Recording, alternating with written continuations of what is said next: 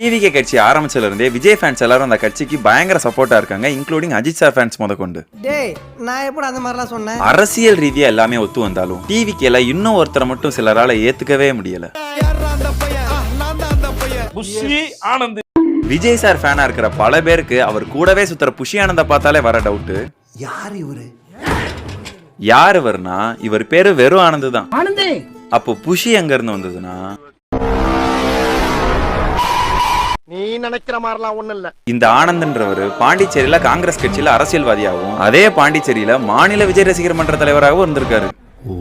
அப்புறம் 2006 சட்டமன்ற தேர்தல்ல அதுவும் புஷின்ற தொகுதியில நின்று ஜெயிச்சிட்டாரு. அதுக்கப்புறம் புஷி ஆனந்த் அகில இந்திய விஜய் ரசிகர் மன்ற பொறுப்பாளரா ப்ரமோஷன் ஆகி இப்போ டிவிகேயோட பொது செயலாளரா இருக்காரு. இதுதான் அவரோட குட்டி ஸ்டோரி. இப்போ அதெல்லாம் கூட அவ்வளவு முக்கியம் இல்ல. அப்ப எதுதான் முக்கியம்? விஜய் சார் கூட இருந்துட்டு புஷி ஆனந்த் பண்ற சம்பவம் தான் முக்கியம். இப்ப எக்ஸாம்பிளுக்கு இத பாருங்களேன். நான் பயங்கர விஜய் ஃபேன். எப்பனா எனக்கு தலைவன் பேரே சொல்லக்கூடாது, தலைவதின்றது மட்டும் தான் சொல்லணும். பொதுவா தமிழ்நாட்டுல எல்லாருமே தளபதியை விஜய்னு சொல்றது வழக்கம் தான். இதே தான் அவரும் சொல்லியிருப்பாரு. என்ன விஜய் விஜய் தளபதி விஜய் இல்லனா விஜய் தளபதி இப்படி சொந்தம் கொண்டாடுற விஜய் சார் சினிமாலே அவர் கூட நடிக்கிற குட்டி குட்டி ஆர்டிஸ்ட கூட என் பேரை சொல்லியே கூப்பிடுங்கன்னு தான் சொல்லுவாரு. விஜய் சார்னு கூப்பிடாத விஜய்னு கூப்பிடுன்னு சொன்னாங்க. விஜய் சார் நீங்க என்னன்னு கூப்பிடுவீங்க? விஜய். அவர் எப்படி உங்களுக்கு ரிப்ளை பண்ணுவாரு? அதுக்கு என்ன விஜய் மட்டும் தான் கூப்பிடுவேன். ஃபர்ஸ்ட் நாள் சொன்னாரு எப்படியும் கூப்பிடாத என் பேர் சொல்லி கூப்பிடுங்க. அதுக்கப்புறம் எனக்கு தெரிஞ்சு விஜய்னு கூப்பிடுறது விஜய்க்கே பிரச்சனை இல்லை. இதுல புஷி ஆனந்துக்கு என்ன பிரச்சனைன்னு தெரியல. தலைவன் பேரே சொல்லக்கூடாது, தலைவதின்றது மட்டும் தான் சொல்லணும். விஜய்.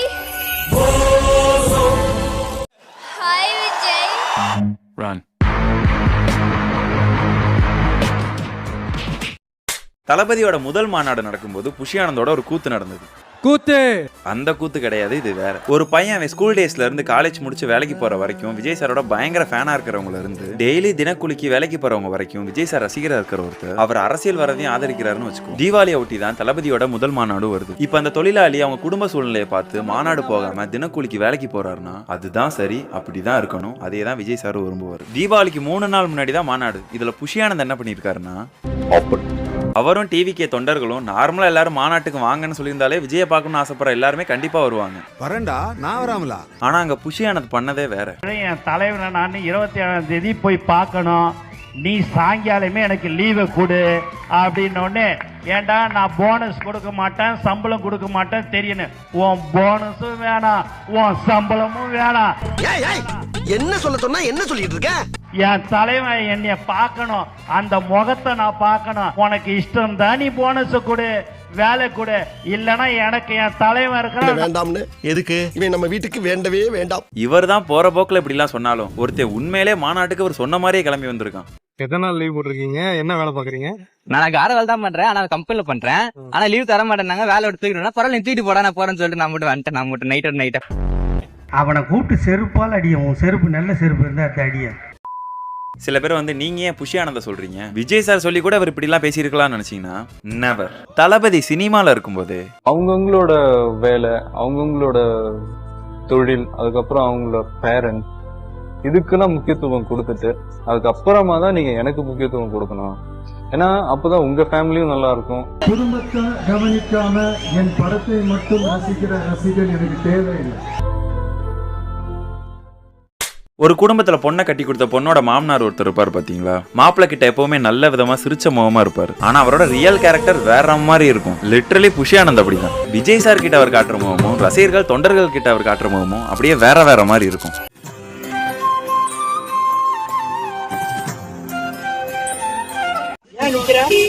மணி யார் யார் இப்ப பாஸ் வச்சிருக்கீங்க, ஏன் நிக்கிறீங்க?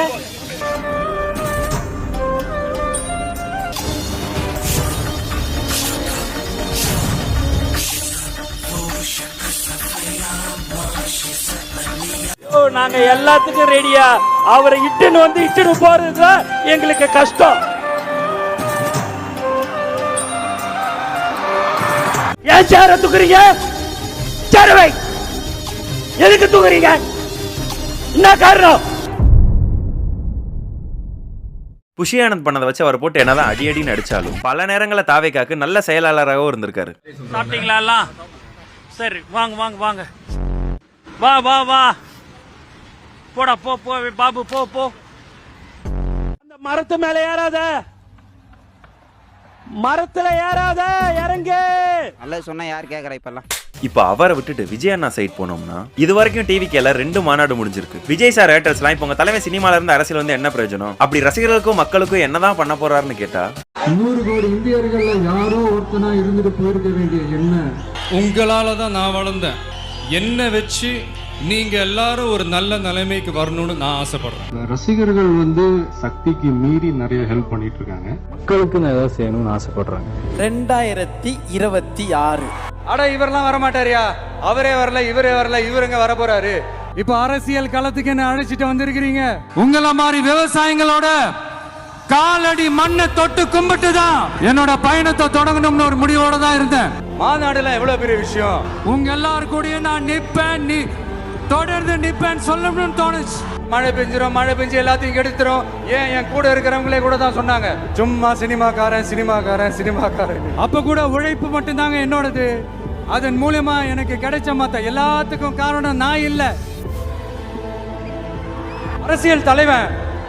அவன் சினிமாக்காரனா, நல்லவனா, கெட்டவனா, இதெல்லாம் தாண்டி அவன் உண்மையானவனா? நாம முக்கியமா ரொம்ப கவனம் செலுத்த வேண்டியது பெண் குழந்தைகள், பெண்கள் மற்றும் வயசானவங்களோட பாதுகாப்புல தான் நம்ம பிரையாரிட்டியே. மக்கள் அரசியல் என்ற அந்த சவுக்க கையில் எடுக்கலாமா? என் மேல உயிரே வச்சிருக்கிறீங்க, என்ன உங்க வீட்டுல ஒருத்தனாவே ஆக்கிட்டீங்க. நீங்க தான் எனக்கு எல்லாமே. இவ்வளவு செஞ்ச நம்ம மக்களுக்கு நன்றி கடனா உன்னால முழுமையா செலுத்த முடியுமான்னு கேட்டா சத்தியமா சொல்றேன், என்னால முடியாதுதான். என் கடன் இனி என் மக்களுக்கு பணி செய்து கிடப்பதே. எந்த டிசிஷன் எடுத்தாலும் உங்களை கூப்பிட்டு உங்ககிட்ட சொல்லிட்டு தான் மறுவேலை. நம்ம மக்களுக்காக ஆதரவா துணையா நிக்கிறத தவிர, அவங்களுக்காக உழைக்கிறத தவிர எனக்கு வேற எந்த எண்ணமும் இல்ல. எனக்கு இப்ப வேற வேலையும் இல்ல. உங்களை மட்டுமே நம்பி வந்திருக்கேன். அடுத்த வருஷம் இது வரைக்கும் தமிழ்நாடு சந்திக்காத ஒரு வித்தியாசமான ஒரு தேர்தலை சந்திக்கும். அதுக்கான ரிசல்ட் எல்லாமே உங்க ஒவ்வொருத்தரோட கை விரல்லையும் இருக்கும் போது எனக்கு என்னங்க கவலை? இதுக்கு மேலேயும் எனக்கும் மக்களுக்கும் இடையே இருக்கிற அந்த உறவை பத்தி நான் பேச ஆரம்பிச்சேன்னா ஒரு மாதிரி எமோஷனல் ஆயிடுவேன். அப்புறம் அதை கண்ட்ரோல் பண்றது ரொம்ப கஷ்டம். கான்பிடென்டா இருங்க, நல்லதே நடக்கும், வெற்றி நிச்சயம். மீண்டும் சந்திக்கும் வரை நன்றி, வணக்கம். எதிர்காலம் வரும், என் கடமை வரும், இந்த கூட்டத்தின் ஆட்டத்தை ஒழிப்பேன். பொது நீதியிலே புது பாதையிலே வரும் நல்லோர் முகத்திலே விழிப்பேன்.